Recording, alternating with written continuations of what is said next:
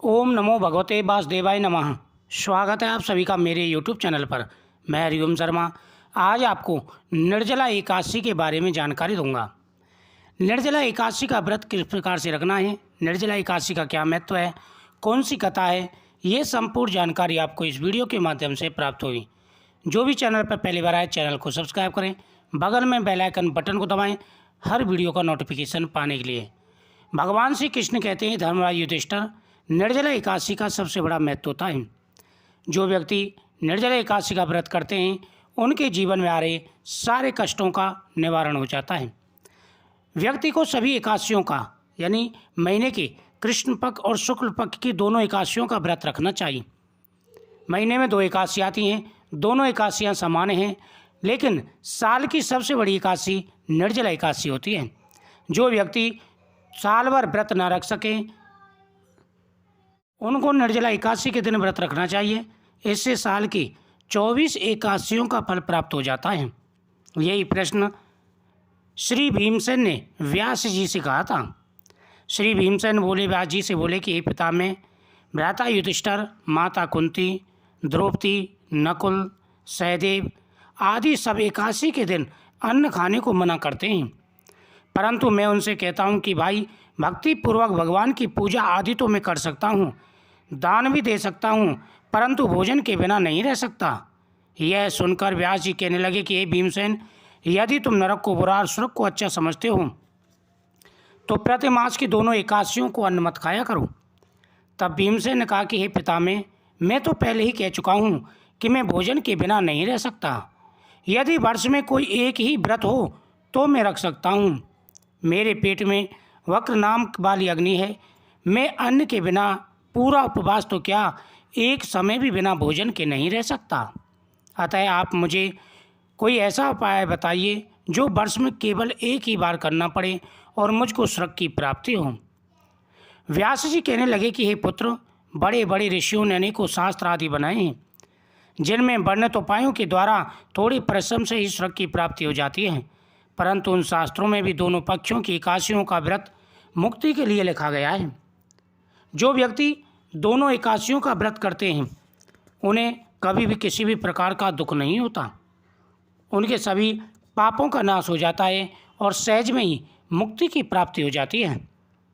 इस दिन व्यक्ति को भगवान के सामने बैठकर के संकल्प करना चाहिए कि हे गोविंद, आज मैं निर्जल व्रत रखूँगा, मेरे शरीर की रक्षा करें, मेरे ऊपर अपनी कृपा दृष्टि बनाए रखें। आज मैं अन्न का त्याग करता हूँ, मैं सिर्फ फलाहार से या निर्जल सिर्फ 1 माह से जल से अपना व्रत पूर्ण करूँगा।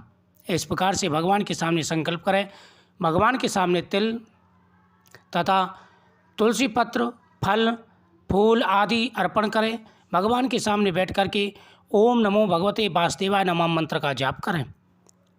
श्री व्यास जी के वचन सुनकर भीमसेन नरक में जाने के भय से भयभीत हो गए और कंपायमान होकर बोले, अब क्या करूं? 1 मास में तो 2 व्रत मैं नहीं कर सकता। हाँ, वर्ष में 1 व्रत करने का प्रयत्न अवश्य कर सकता हूँ। 1 दिन व्रत रखने से मेरी मुक्ति हो जाए, यदि ऐसा कोई व्रत हो तो बताइए।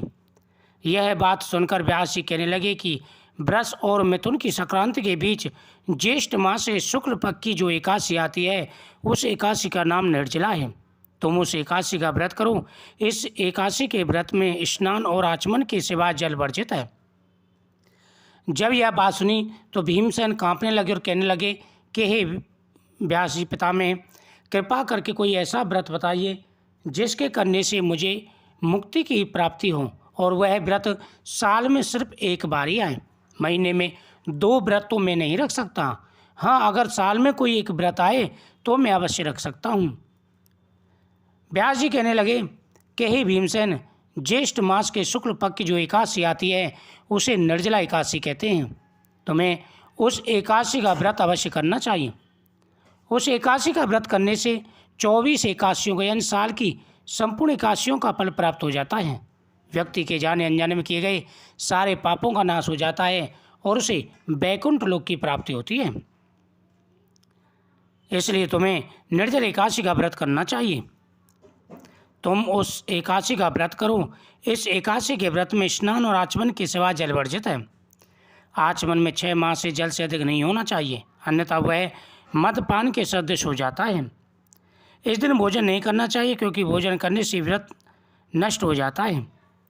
इस एकादशी के दिन सूर्योदय से लेकर के द्वादशी को सूर्योदय तक जल ग्रहण न करने से समस्त एकादशियों के व्रत का फल प्राप्त हो जाता है। जो व्यक्ति पूरे भक्तिभाव के साथ में इस एकादशी का व्रत करते हैं उनके सभी मनोरथ पूरे हो जाते हैं। जो व्यक्ति सच्चे मन से इस एकादशी का व्रत करते हैं उन्हें हर प्रकार का सुख और वैभव प्राप्त होता है। हे भीमसेन, तुम्हें भी निर्जल इस एकादशी का व्रत अवश्य करना चाहिए।